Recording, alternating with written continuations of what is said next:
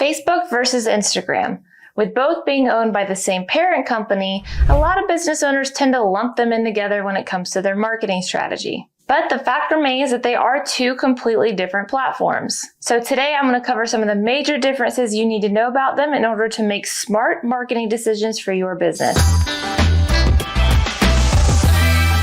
What's up, everybody? Welcome back to the channel. I'm Brandy with LYFE Marketing, the digital marketing agency with a mission to help small businesses grow. Real quick, like, subscribe, and ring the notification bell so you don't miss any of the marketing videos we put out every week that can help you grow your business. All right, so we're going to compare Facebook versus Instagram in 4 major categories today, starting with demographics. Facebook has 2.91 billion monthly active users, while Instagram has about 2 billion. Facebook's largest age group is between 25 and 34, while Instagram's is the same, but unlike Facebook, ages 18 to 24 are close behind on Instagram. On Facebook, 43% are female and 57% are male, while on Instagram, 48.4% are female and 51.8% are male. So with those numbers, you might be thinking Facebook and Instagram are pretty comparable in terms of demographics. But there are some differences and trends here to note. Instagram doubled their user base to reach that 2 billion number in just 3 years, while Facebook has been around since 2004 and still sits at 2.91 billion. Facebook's user base only grew by 0.8% last year, which is extremely low. This tells me that Instagram is still growing year over year and Facebook isn't.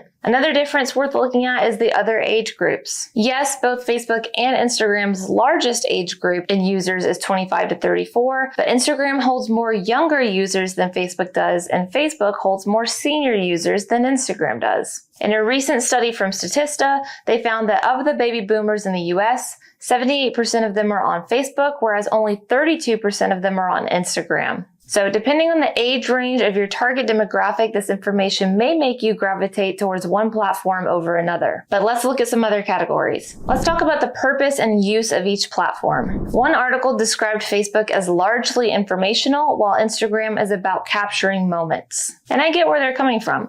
Instagram has always been about the aesthetic of your grid, making your page beautiful and inspiring enough to warrant a follow. Whereas Facebook is thought of first and foremost as a platform where you connect with family and friends. You get on and see who married who from high school, who's having babies, what your aunt had for dinner, who got a new dog, how your cousin's football game went, etc. The second use of Facebook is to consume information about your local community. There are tons of Facebook groups out there for every county, town, or neighborhood where people discuss updates relevant to them, including local businesses. While Instagram is also used to connect with family and friends, I would say it's more business-oriented, specifically if you own an e-commerce store. People get on Facebook to look at social media posts, whereas people get on Instagram to shop social media posts. Recent Instagram stats and new shopping features signal the platform's shift to becoming an e-commerce hub. So if you own an e-commerce store and the demographics make sense for your target audience, I would definitely recommend you invest your time and energy into Instagram over Facebook.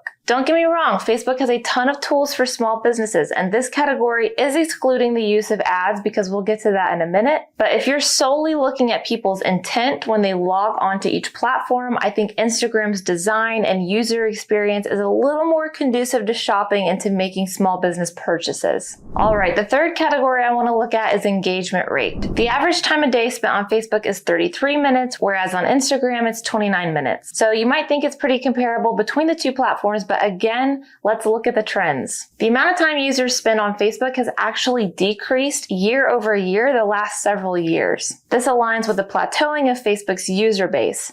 Fewer and fewer people are joining every year, and less of the existing users are logging on every day. One social media engagement study reported that brands see a median engagement rate of 0.09% per Facebook post in comparison to a 1.60% median engagement rate per post on Instagram. This doesn't surprise me with the introduction of Reels in recent years. Yes, technically both Facebook and Instagram have the Reels feature, but it's been around on Instagram longer, and I think people have adopted TikToks and Instagram Reels. I think everything after that has sort of been seen as just another copy and paste feature that they don't have the desire or energy to pay attention to. So all of the numbers combined seem to point towards a growing Instagram platform against a plateaued or declining Facebook. Depending on what your marketing strategy is, this should help point you in the right direction. If you're wanting to generate a ton of brand awareness and foster an engaged community, Instagram seems to be the right answer. All right, now lastly, let's look at the last category, ads. Facebook wins. The end.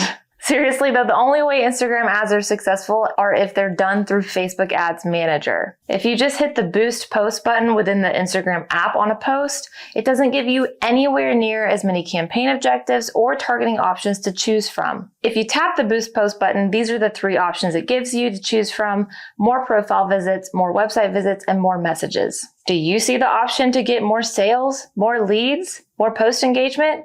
Me either.